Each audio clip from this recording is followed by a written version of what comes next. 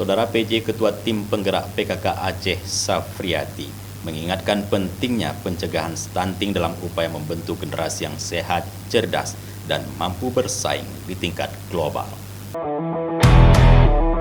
Pesan tersebut disampaikan saat berkunjung ke SMP Negeri 1 Senagan pada Senin 2 Desember 2024 untuk menyerahkan tablet tambah darah kepada siswi SMP dan SMA dalam rangka memperingati Hari Ibu 2024.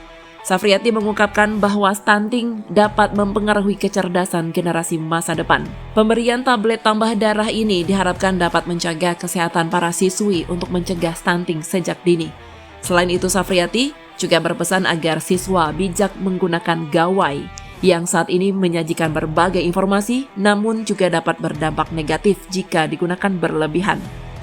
Ia juga mengingatkan pentingnya waktu bersama keluarga agar setiap aktivitas siswa terpantau dengan baik oleh orang tua. Kegiatan tersebut dihadiri oleh PJ Ketua DWP Aceh, PJ Bupati Nagan Raya, serta sejumlah pejabat terkait lainnya. Dari Nagan Raya, Tim Liputan Aceh TV melaporkan.